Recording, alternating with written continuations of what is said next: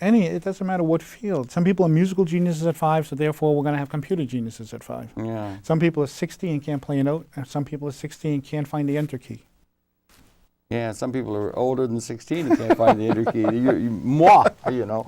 But anyway, I don't like to bring that up. But I mean, that idea that they have that thing that, you know, you're going to have computer geniuses. Now, they get people that can do it. Is one thing is like you had the people that put together Microsoft, or the engineers, the geeks they called them, or the nerds or something like that. They put this all together in a technical sense. And then backing into that question I asked in a different context is, then there are people who can take that which is there. And is it important that they understand all of that technological rigmarole that's going on there? Or is it a certain level where that is sort of in a certain sense just presented to an artist who then can do it? The painters of old used to know exactly what pieces of pigment went into the paint. They knew all the details of what went into it and that sort of thing in great detail. Is it the same with the computer world, or is there a division I don't think between the two? they actually knew exactly. You have a palette so that you can mix to see what you want. You mix until you get what you want. Well, I was talking about Cro-Magnon. You know, the Cro-Magnon cave paintings. I mean, they had to know the barrier, but they had to know their materials, is what I'm sort of in a sense saying. Right, and when you only need to know your materials enough to create. If you have a new package that does some kind of new design or designs one element of your design, then you go into that and you play with it until you achieve what you want to achieve. You're right. Most people, a computer genius is, what is a computer genius? What are the qualities of a computer genius? Is it mathematical, or is it artistic, or where does it come from, or how do we identify it? I don't know how we define computer genius. Yeah, I know. You use the term. Is there such a term? You used it. I mean, so I thought I would key off it, you know, in a certain sense. I would imagine anyone that's... there are elevated tasks when working with computers, you know, behind the scenes, programming and stuff like that, which requires mathematics, right? Right. And understanding of binary principles. And these are things that are above my altitude. So if there's such a thing, it just stands to reason that if there's computers are really mathematical based, although we see something different on the screen. Behind the scenes, it's mathematics. And if there's such a thing as a mathematical genius, ergo, there's a computer genius because the base is mathematics. There are other types of genius you can see in terms of adaptation to applications, and because applications are designed to be easily absorbed. Yeah. So if you have the skills to learn one application and go in, it's almost like learning a language. Not a programming language, I mean an actual physical spoken language. Yeah. There's such a thing as a polyglot, right? Yeah, right. A person who can learn languages language easily. is easy, yeah. So, I know a guy once could speak 24 languages fluently. That's a super polyglot. Yeah, I know. It was amazing. 24 he could speak. So we could call him our polyglot, a genius at language. And so right. we have that existing wherever. And in the computer world, it's no different. We're going to have geniuses too. Yeah.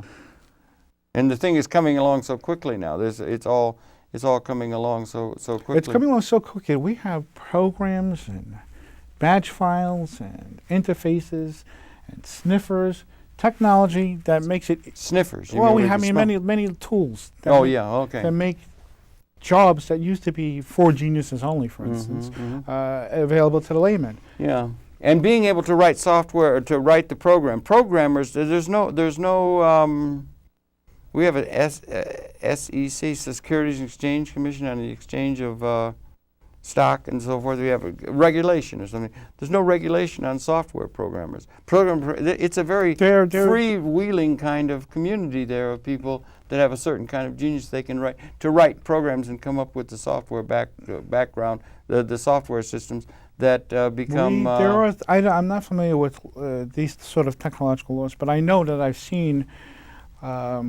arguments and wars between software companies that charge a lot for their product and people in other countries where there is no standing law doing reverse engineering and then sending the reverse engineering back to making it available on international sites. But I don't think we have any regulation in this country. The people that are writing programs that could become very influential in terms of affecting the human condition, there's no government regulation over what they do other than perhaps the market. It's called intellectual property. We have trademark laws, we have copyright laws, we have IP laws. Yes, we do. Yeah. They exist as United States code, so if you happen to reside in Russia, you don't have to give a damn about the United States code. Yeah, right. That's for United States citizens. Yeah, that's right. Particularly in the age of globalization, that becomes really important. These are practical business business considerations and that sort of thing.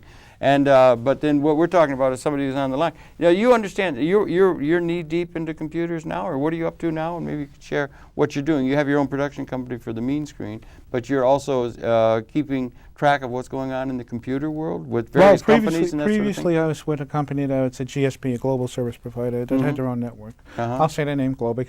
All right, We're yeah. not together anymore. I'm right now doing, because I need to, the company makes money, but you damn sure better have a baseline salary coming in. Yeah, because right. sometimes the company's going to make you work, and sometimes it's not. Sometimes it's going to. Yeah. So I work at a law firm, an IP law firm, as a matter of fact. But we just keep their every possible field or occupation is inundated with software. I don't care if you're in a flower business. There's 15 different softwares you can get for tracking, control, inventory, ordering. Yeah. If you're a baker, there's 20 different applications. If you're a lawyer, there's 60. If you're a doctor, there's no telling. Yeah, and they have a thing, LexisNexis or something that has been That's basic. just one of about 40 different applications. There was a that we time do. when that was very unique. I mean, they would run a. What's his name? There Perot. was a Perot time- says, "I'll run a LexisNexis on it." There was And a it time when it was just LexisNexis, Yeah. but now there's many more. there are many And more. not just for that specific case citation. Yeah. There's some for everything, Yeah. trademarks or litigation or filing. There are software programs. You're saying that Listen, applications. let me make it easy for Yeah. you. to understand. There are publications Yeah, which have 7 editorials. yeah. And the rest of the space is devoted, I'm talking 40 pages, devoted to advertising by software companies that are specific to litigation. Specific to litigation, and this is relevant to the firm where you are now. It's a major law Well, firm. to any law firm. In information or in intellectual property rights are concerned with largely. Correct. And there are all these things. So they have to become the lawyering. Let's say the lawyering is the understanding of the computer and working with the computer, taking advantage of these systems. Some people can take advantage of these systems better than others by training or by whatever. Is the lawyering profession becoming a matter of where they have to be up to steam in terms of taking advantage of software and nuances of software systems that are there in order to be doing a proper lawyering job in the field of intellectual property rights, or would it apply over into other fields as well? It's difficult to answer. Yeah. If I were answering as a vice president of a software company, I damn sure would say that it's insightful and helpful and will improve your performance, Yeah. better enable you to collect more clients and have a higher output. Yeah. I'll tell you the sun, moon, and stars if I'm the Yeah, vice because you're president. trying to sell the product. Right. Yeah, right. And there are many, many products, and I can tell you from hands-on experience that some products just don't live up to, like anything else, don't always live up to expectations. Right, Sometimes the suit looks better in the window. Yeah, but it used to be it was only LexisNexis.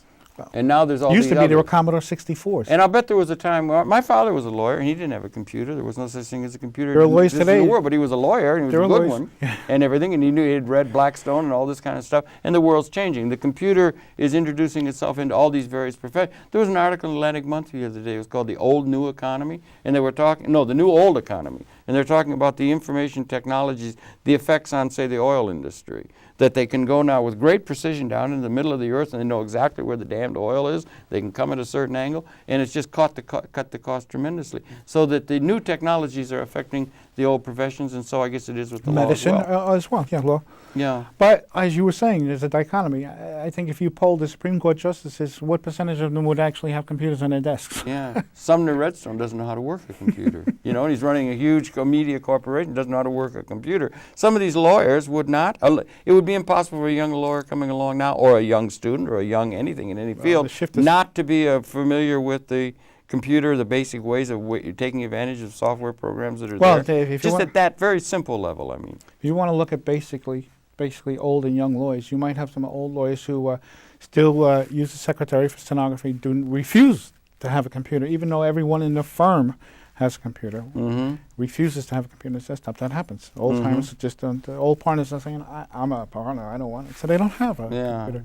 Meanwhile, the young attorney coming in is, well, not only has a computer, he has one at home. Not only does he have one at home, he might have a laptop. He's got a Palm Pilot. Yeah. Yeah. And he's well versed after going through school in this era Yeah. of accessing LexisNexis or this association or that association. Right, and being able He to can go to the bar association and sit down in front of a computer in the library. yeah, and take advantage of the various programs that are there in his Right. field and that sort of thing. You can go to a coffee shop today and go online. Pretty soon you'll be able to go to a gas station and go online. Yeah, they'll go online anywhere. They're going to go with they're going to go from the Mobile access. yeah, because that sort of thing is coming now, you know. Well, I don't know. It's just there you know, they had a thing. They used to have a thing with just this generational thing, or the computers that are coming. They had a thing where I think it's still the case. They have VCRs. We used to have VCRs. Well, we still have VCRs. We had VCRs, Beta. and they would have a VCR, and there was a figure that those VCRs that are sitting out in the American society, they were introduced before computers. This occurred to me the other day, that there were 60-odd% of the VCRs in the United States of America were still flashing 12 because the people could not figure out how to program the damn thing to record a program. Mm-hmm.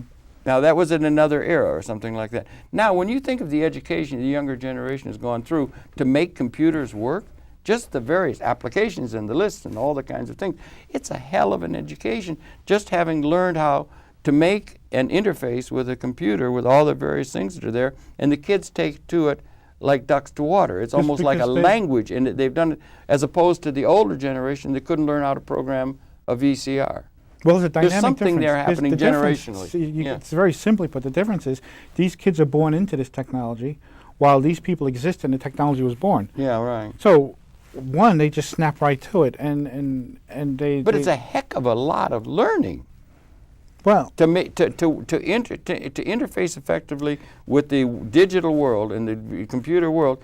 There's a lot of learning involved in that. I mean, it's not just like Yeah, for you guys. No, well, yes, all right, perhaps so, or for people that are not adept at it or something. But it would have been a huge volumes of textbooks and many hours in the classroom to have learned how to do that. And the younger people just seem to have picked it up almost by osmosis or something. You can always console yourself with the kids today wouldn't know their way around a '55 Chevy. I don't know if that makes you feel any better, but that's the truth. Well, that's another thought, you know, because it used to be you could Well, get. it's just for you to pat yourself on the back. I had a '54 Pontiac, the best car I ever had, and it used to be if the thing broke down, you could lift the hood and you could hit it with a hammer or something. You could actually do something. Get a tool but kit now and they do got it. the computers and the Oh, yeah, circuits in yeah. there, and it's a you know, you're making it more vulnerable to that kind of a world. Well, these are all philosophical things that are going on. So in the law, so in medicine, so in architecture, CAD CAMs and all these things are coming, and the computer is intruding more It's and true. more. Everything from archaeology to zoology. Yeah, There's right. no profession left out. Everything is being. If there was a profession left out, and we talked about it on this show, by the end of next week, there'll be software developed. It'll be there, yeah. Now, the software development, the program, writing of software, is there a special skill involved with the people? You said yourself, the big poobahs who can do this are above even where you are. You're very adept. But, you know, the people that are up there. And writing, it's a special kind of skill in order to be able to write these software programs. Could software programs ever be designed that would design software programs?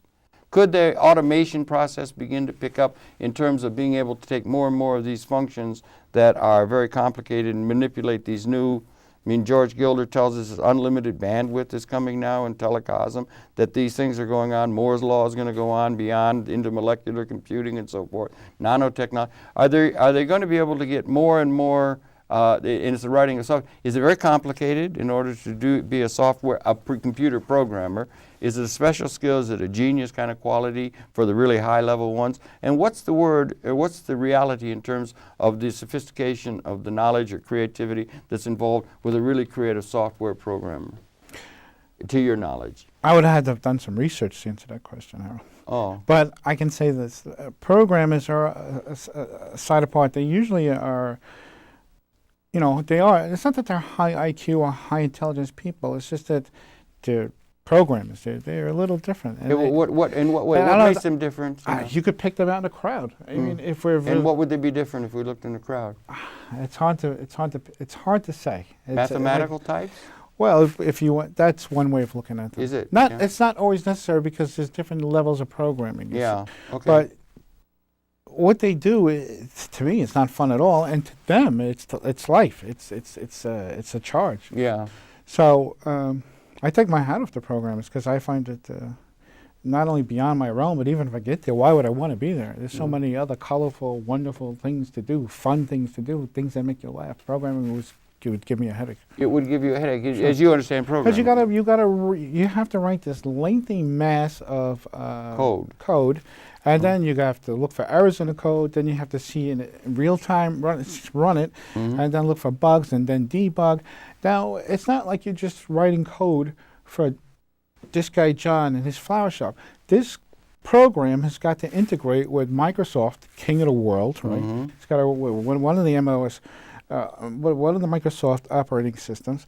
If not, then it's going to have to go with Linux or Unix. And then even if you want to be super marketable, you're going to have to write the code so it works in Unix, so it works in a Windows environment, so it works in Linux, so it works here, there, and everywhere. So the people that can do that have a special capability to understand what's coming along and what's likely to emerge. They're really important, is I guess what I'm getting at, in terms of shaping the pattern in which the world's going to be relating to each other. Well, if there was no such thing as development, we'd still be using DOS 3.3. Yeah. Yeah, and then if there were the people that went before. And this is something that's happening just in the last eye blink of things. I mean... you could... In the scheme of time, it's less than an eye blink, but no matter how you stretch out time and define time, it's 10, 12 years. And what happened? Yeah, go ahead. No, I was just going to say we had Joe DiMaggio. He was really good.